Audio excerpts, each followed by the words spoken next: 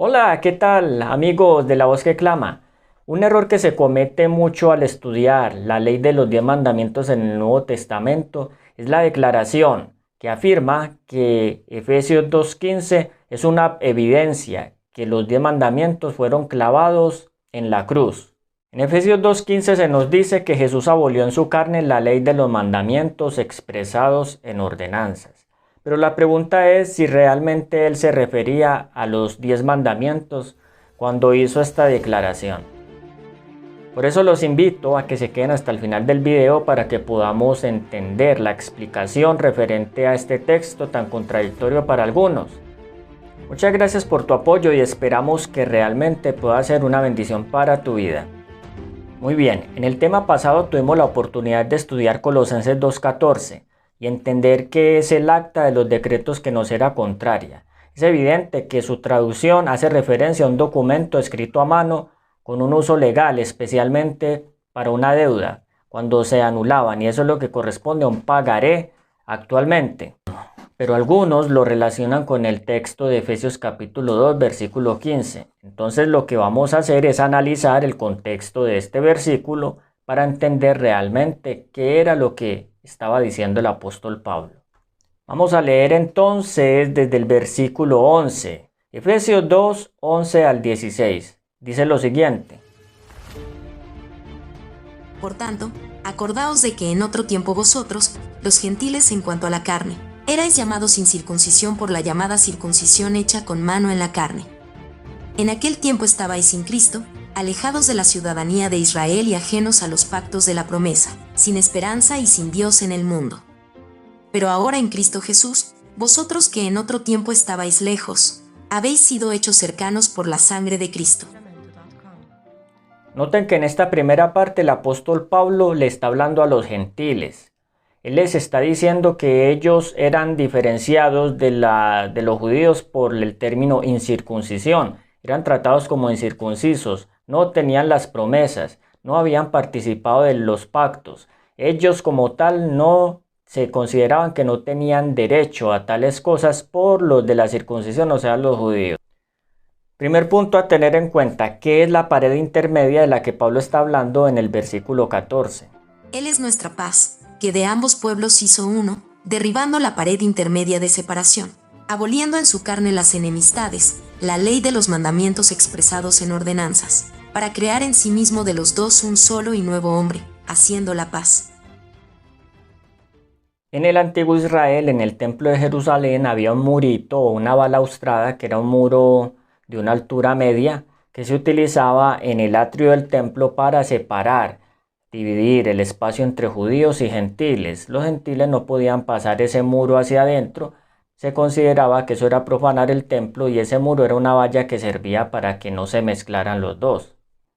Este muro era un símbolo de lo que significaba la separación entre judíos y gentiles. Y por eso en el versículo 15 Pablo dice que Jesús abolió las enemistades, esa es otra palabra clave, enemistades entre judíos y gentiles, aboliendo en su carne la ley de los mandamientos expresados en ordenanzas. Es decir, esta ley de los mandamientos expresados en ordenanzas está relacionada con la enemistad que había entre judíos y gentiles. Tenemos entonces en el texto judíos y gentiles, circuncisión e incircuncisión, enemistades, pared intermedia, separación. Eso nos está diciendo claramente que el contexto está hablando de una diferencia entre judíos y gentiles que Jesús eliminó, como aboliendo en su carne la ley de los mandamientos expresados en ordenanzas. Entonces, ¿qué significan estos mandamientos expresados en ordenanzas? Primero que todo, ¿qué no es? No es la ley de los 10 mandamientos, por la siguiente razón. Primero, observen que en el griego, la palabra mandamientos que estoy señalando acá con el cursor, en griego se dice entolón. Y hace referencia, si ustedes miran, por ejemplo, yo le estoy dando este número acá de la concordancia de Strong. Acá nos va a decir que esa palabra entolón es un femenino, un sustantivo, lo que hace referencia a mandamientos, encargo judicial, orden, comando. Hasta ahí está bien. Pero miren, por ejemplo, cuando nosotros miramos la siguiente palabra, porque son mandamientos expresados en ordenanzas, en el texto que nosotros vemos en español, miren, por ejemplo, acá, la siguiente parte, en ordenanzas, en tolón, en dogmasín. La palabra ordenanzas es un término que en griego es dogmasín o que nosotros conocemos como dogma, que es este que estoy señalando acá. Ustedes lo pueden ver en la pantalla. Acá el asunto no es enredarlos con el griego, porque no es esa la idea, sino que los estoy llevando al original para que ustedes vean cuál es la diferencia. En este texto, la palabra que se utiliza en griego es dogmasín, en tolón, en dogmasín, es decir, mandamientos en ordenanzas. La palabra expresados es añadida para darle como la relación o el significado o el énfasis a lo que se quería decir el apóstol Pablo. Pero la palabra es dogma en griego y en tolón para hablar de mandamientos. En cambio, miren lo que sucede cuando ustedes, por ejemplo, leen en griego el libro de Mateo capítulo 5, versículo 17, donde Jesús dice que Él no vino a abolir ni una jota ni una tilde de la ley, sea de los 10 mandamientos. Acá estamos, por ejemplo, en Mateo capítulo 5, versículo 17. Jesús dice en este texto, yo no he venido para abolir la ley. Es lo que estoy marcando acá. La palabra griega no ha venido para abolir la ley. Esta palabra es diferente, por ejemplo, de la que se usa en Efesios 2:15. Acá se utiliza el término nomon o nomos en griego. Y es la palabra que se utiliza en el Nuevo Testamento para hablar de la ley de los 10 mandamientos. Nomos, ley, la palabra que utilizó Jesús. Muy diferente a la que ustedes vieron, por ejemplo, en el libro de Efesios capítulo 2, versículo 15. Entonces, ¿cuál es la idea principal de esto que les estoy mostrando? Que Pablo, cuando habla de los mandamientos expresados en ordenanzas, él utiliza un término griego que es totalmente diferente al que usó, por ejemplo, Jesús en el Sermón del Monte cuando habló de no abolir la ley. Nomos es diferente de dogma, que es el término que utilizó Pablo.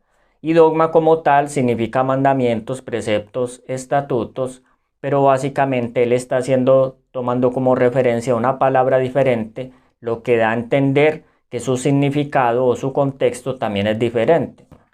No pueden ser los 10 mandamientos también por la siguiente razón. El contexto en el que Pablo está hablando en Efesios 2, 14 y 15 es en cuanto a una enemistad entre judíos y gentiles. La ley de los mandamientos expresados en ordenanzas se abolió, según Pablo, en la carne de Cristo para quitar la enemistad. Es decir, esta ley de mandamientos expresados en ordenanzas causaba una enemistad. Y eso no sucede con los 10 mandamientos. Los 10 mandamientos no han sido causa de enemistad entre judíos y gentiles, nunca lo fueron. Los gentiles no se quejaban de los judíos por los 10 mandamientos. Los gentiles se quejaban de los judíos por la siguiente razón. En Marcos capítulo 7 ustedes van a encontrar una historia donde los fariseos cuestionan a Jesús y a sus discípulos porque no hacen un lavamiento de las manos que se hacía conforme al ritual judío antes de comer. Le preguntaron, pues, los fariseos y los escribas, ¿por qué tus discípulos no andan conforme a la tradición de los ancianos, sino que comen pan con manos impuras? Respondiendo él, les dijo, hipócritas. Bien profetizó de vosotros Isaías, como está escrito, este pueblo de labios me honra, mas su corazón está lejos de mí, pues en vano me honran, enseñando como doctrinas mandamientos de hombres. En este texto, Jesús está reprendiendo a los fariseos porque ellos están insistiendo en que los discípulos deben lavarse las manos para comer según la costumbre judía. No era lavarse la mano normalmente, sino que eso consistía en un ritual de purificación antes de poder comer. Fue algo inventado por ellos. Realmente la palabra de Dios nunca enseñó que ellos debían hacer eso. Por eso Jesús les dice esto y en el versículo 8 él añade que ellos invalidan la ley de Dios por colocar en su lugar tradiciones humanas. Y en Mateo capítulo 23 versículo 4 Jesús añade que los fariseos creaban o ataban cargas sobre los hombres que ni siquiera ellos mismos querían llevar. Es decir, creaban un montón de mandamientos, ordenanzas, leyes que realmente no tenían base en la ley de Dios, sino que habían sido originadas por el orgullo y el prejuicio humano. Algunos piensan que estos mandamientos expresados en ordenanzas incluían la ley ceremonial que aparece en el Antiguo Testamento, pero no era así, porque esta ley ceremonial tampoco creaba enemistad entre los judíos y los gentiles. Sencillamente para los gentiles era indiferente que los judíos hicieran sus ritos de lavamientos y jarros y todas estas cosas que dice en el Nuevo Testamento, que Pablo también explica, bebidas, comidas, ordenanzas y fiestas. No, a ellos no les molestaba eso. El problema era que los mandamientos en ordenanzas expresados por los judíos creaban enemistad. Y para poder entender esto vamos a mirar un ejemplo de cómo es que se expresan esas ordenanzas, por ejemplo, en algunos textos del Talmud judío. Ustedes pueden encontrar algunas de esas expresiones, por ejemplo, en internet, aunque el Talmud es un libro privado, sí han salido algunas referencias en cuanto a lo que dice. Expresiones que son realmente algunas no vale la pena leer porque realmente están cubiertas de rencor. Por ejemplo, acá dice en esta regla, ustedes ven que la estoy señalando, el mejor de los gentiles debe ser asesinado. Dice acá, por ejemplo, en esta otra, es la ley matar a quien reniegue de ti. Torá y los cristianos pertenecen a los detractores de la Torá. Otro texto acá, los judíos siempre deben tratar de engañar a los cristianos. Un judío que mata a un cristiano no comete pecado, etc. Miren, no me voy a poner a leer todo esto, pero básicamente es una referencia para que ustedes vean un ejemplo de lo que significa una enemistad entre judíos y gentiles. Y eso, mis estimados amigos, es solo un ejemplo de lo que pasaba en el mundo antiguo entre los judíos y los gentiles. Había un muro de separación. No solamente era físico, sino que también era causado por las declaraciones de ciertos preceptos de la tradición judía que estaban muy arraigados en el pensamiento de esa cultura en ese tiempo y que también hacían una separación y creaban enemistad, odio hacia los gentiles, y por su parte los gentiles entendían ese despectismo de los judíos. Por lo tanto, no había forma de reconciliar las dos partes para que hubiera una unidad. Solamente a través de la muerte de Cristo era posible que esa unidad se pudiera restablecer. Por eso ustedes ven en la Biblia ejemplos como el que Jesús dio en el libro de Marcos capítulo 7 también, a partir del versículo 26, cuando la mujer sirofenicia va a buscarlo para que le ayude con su hija que está endemoniada. Ella no era una persona del pueblo de Israel y Jesús inicialmente la trató con indiferencia, pero luego le mostró su gran compasión para que los discípulos entendieran que ellos no debían tratar a los gentiles como si fueran perros. Espero, mis estimados amigos, que hayan podido entender esa diferencia y se pregunten, tomando como conclusión esta lección, ¿cómo tratamos nosotros a aquellos que piensan diferente de nosotros? ¿Cómo consideramos a las personas que no tienen un conocimiento de las Escrituras tal cual lo hemos recibido nosotros? ¿Cómo aplicamos el principio de separación? ¿Existe todavía algo de eso entre nosotros hacia los demás? Espero que sea un modo de reflexión y los invito a una próxima lección aquí por La Voz que Clama. No se lo pierdan.